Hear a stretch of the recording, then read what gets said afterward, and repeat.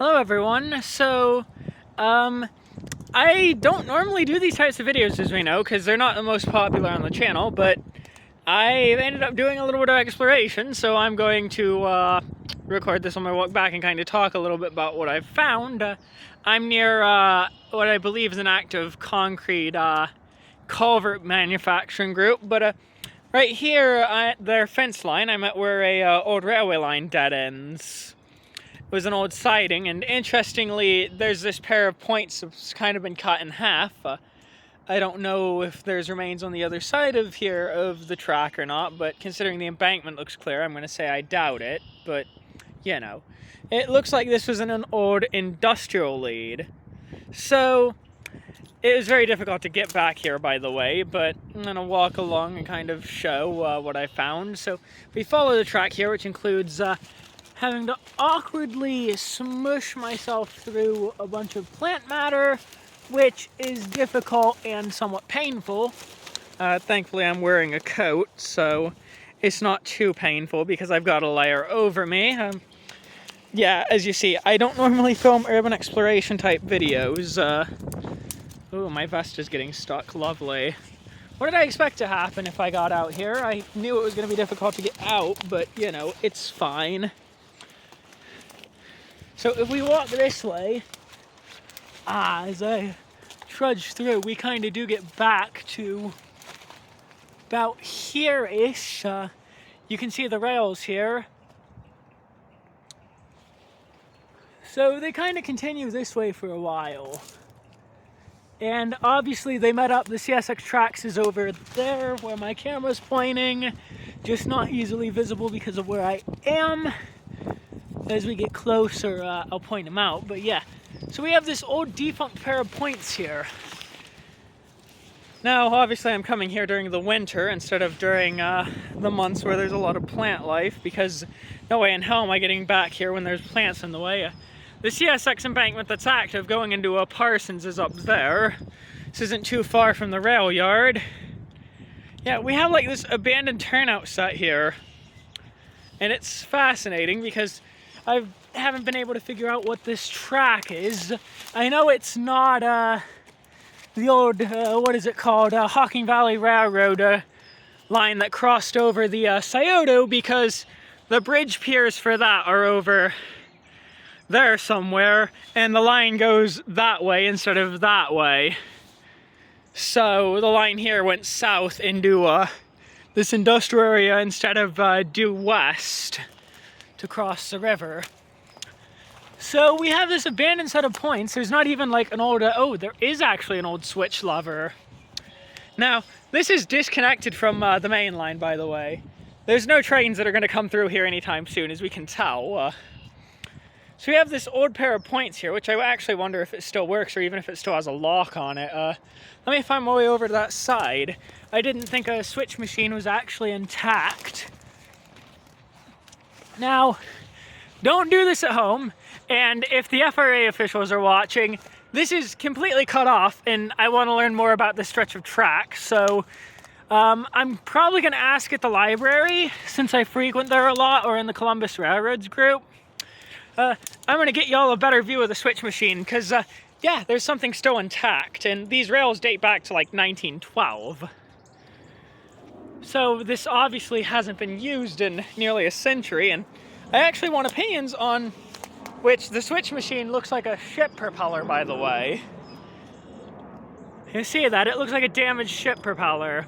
I'm doubtful it's going to be able to turn, because, I mean, it's so old, why would it? So, you know. It's obviously not going to be able to, but I know there are people interested in how turnouts work, and I'm sure there are better channels to explain it. But we're here to document this historic piece, obviously, this historic abandoned line. So look at that switch, like handheld switch device. Not handheld, look at this thing. It must be like a century old. Nope, okay, nope, that's rusted shut. It's rusted shut too, you can tell. Maybe some WD-40 would fix it. Get that working up again with just a little bit of WD-40, am I right? No honesty though, it's very rare to see something like this, and as I said, this is like, there's an industry right there. So obviously this served something that used to be out here, maybe the old quarries or something, but if we just look at all of this, like, is there any writing on the switch machine that's legible, or not that's legible? Let's see, oh, I see something. Let's see. Adjustable, let's see. New ground adjustable is what it says. New ground adjustable. Oh wait, is that the year? I see a year. Ow. I can't quite make that out. Can y'all make out what that says in the comments? Does that say 1902 or 1962? It might say 1902 though, considering how old these rails are. That might even say 1902. So this might be a turnout stand from 1902. I don't know how to feel about that. So I'm walking on a track that's probably been abandoned for a century. Obviously I got onto it the other night, Friday night, while, you know, wandering a little bit. I found a way onto it on Friday night because I've always been wondering how to get down here and explore it further, because I did want to see how old these rails are. Obviously these rails are over a century old, which leads me to, oh god, my vest is stuck again. Which leads me to believe that this rail line hasn't been used in at least 100 years.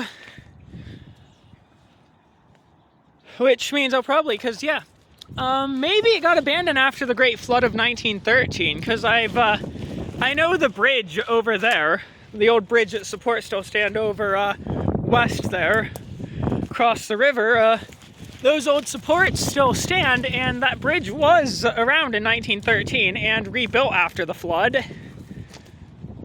Well, yeah, it seems like the rain's starting to pick up again, but I'll kind of point out where it says that these rails were made in 1912 at Carnegie Steel. There's a lot of homeless camp stuff along these lines as well, but no active camps. Those are all directly east across the tracks for CSX and Norfolk Southern. So let's get back to this clearing. You can see the active rails more easily there now. Oh. But yeah, it's interesting because I never knew there was a half set of points intact until today.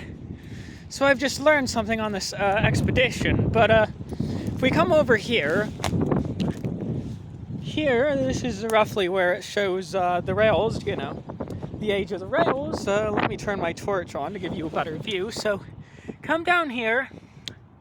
You can see it clearly says Carnegie.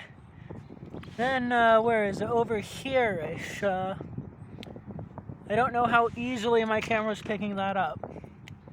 It says 1912. And you can barely feel it as well, where it says it. Now, this is probably, I think this is the only piece of the track that says how old it actually is in any form of legibleness. Can just barely make out the 9 there because it's 1912. I'll include some photos on my Patreon or something, or on my Ko-fi for those who want to see better, because I took some photos earlier while down here walking towards. But yeah, if I keep walking this way, there's another section here. You can see it's way too overgrown to see where it tells you what the track is, who made it, or how old it is. You can see these old it's jointed rail. It's not continuous welded, it's jointed. This is how I got on. That's the CSX track right there. There was actually a train that, a couple of trains that came through not too long ago, before I started recording. But yeah, so the track kind of continues up now. I'm gonna go alongside the CSX track here. As I said, I don't know much about the history of this particular line either. I might have found some information on the history of the line that I recorded last time in, I think it was Upper Arlington. But I haven't recorded much more. You can actually still see the light of the rear DPU of the train that stopped over at Parsons, by the way. But yeah, so this line kind of runs up to here. So let's follow this a little bit. Obviously, this line predates this facility here, since the bridge is blocked, the old bridge supports are blocked off on this side by that facility. So you kind of have it where you see the track gets up to here. So if we look here, the track literally comes up to here. I couldn't find it on here either for the dates, because I've looked through up here as well.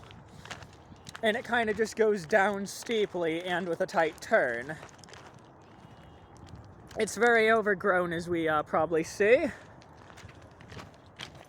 So this track hasn't been used in easily a century. And obviously, there's a lot to it. Like, this is where the track kind of comes up to, and it, you know, it continues following along the main here for a little bit. Like, you can't find the dates here. Like, this rail's gone, ends here, and this rail continues for a little bit and then ends here. So, you know, it would have connected to the Hocking Valley at the time, since we're talking 1912 here. Literally the year Titanic sank, by the way. That would have been the Hocking Valley Railroad that came up here, so this line would have been a spur off of the Hocking Valley. Anyhoozles, I really hope this is an interesting little video. If y'all do enjoy this content, like, if y'all enjoy my urban exploration of, like, abandoned railroads and stuff, and want to see me do a video where I walk the old Hocking Valley alignment from the bridge piers on the other side of the river to wherever the end of that alignment is, or a decent part of it anyway, I can do so. How about this? Y'all get me about 5 to 15 likes, somewhere between 5 and 15 likes, and I'll do a video where I explore along the old Hocking Valley railroad line on the other side of the riverfront, and starting at those bridge piers.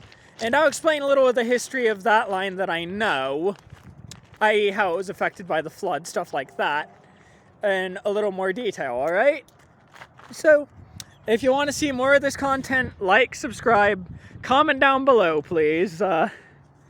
Thank you very much for watching, and, yeah, I guess abandoned railroads. Bye!